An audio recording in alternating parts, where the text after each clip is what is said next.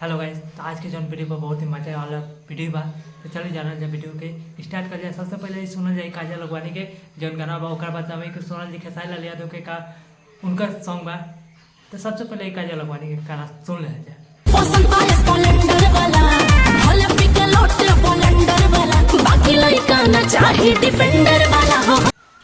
Guys, तो काजल लगवानी के गाना सुनला के बाद हमें के ट्रेंडिंग स्टार जन खेसारी लाल यादव बना वो कहे के चुप रहो सो भी एगो गाना लेके आ गया जेकर बोल बा हेलो गाइस।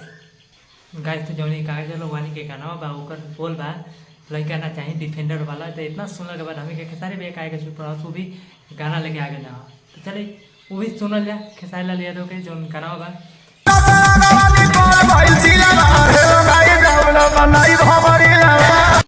गाइस, तो आप ही सब कमेंट करके बताई लो कि का गाना बेस्ट बा, खेसारी लाल यादव ट्रेंडिंग स्टार के बेस्ट बा कि हमी के काजल लगवानी के बेस्ट बा। तो रोज लोग जल्दी से कमेंट कर लो और बताई लो कि ये मुद्दा के पहले स्टार्ट कर लेवा काजल लगवानी के खेसारी लाल यादव।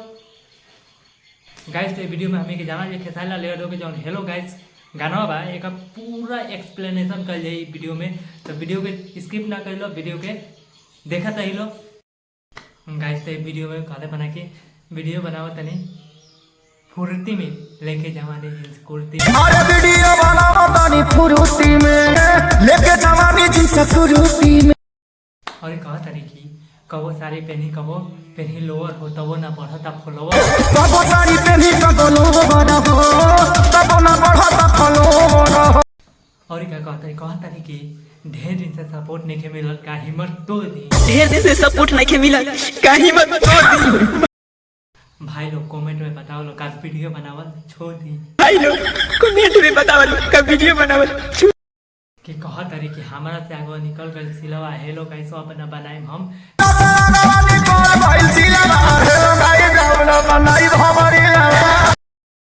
और क्या कहा तरी कि कोनो स्टार स्टोरी ना लगावे माल नंबर 1 बारे कोनो स्टोरी ना लगावे माल नंबर 1 बारे कमेंट ना आवे। गाइस, तो और क्या कहा तरी कि फूल है गुलाब का सुगंध लीजिए, पत्नी है गरीब का सपोर्ट कीजिए, कई को भाड़ा भकले रहने जाके गुलाब की सुगंध लीजिए, पत्नी है गरीब की सपोर्ट कर दीजिए। गाइस, तो और क्या कहा तरी कि ये अखिलेश केस बाटे भारी वीडियो में काम कैसे दी है अखिलेश केस ढेर बाटे भारी वीडियो में काम कैसे दी है खेसारी।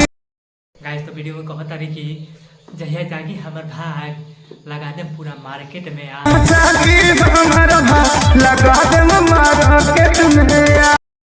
ढेर दिन से सपोर्ट नहीं के मिलत का हिम्मत तोड़ दी। ढेर दिन से सपोर्ट नहीं के मिलत का हिम्मत तोड़ दी।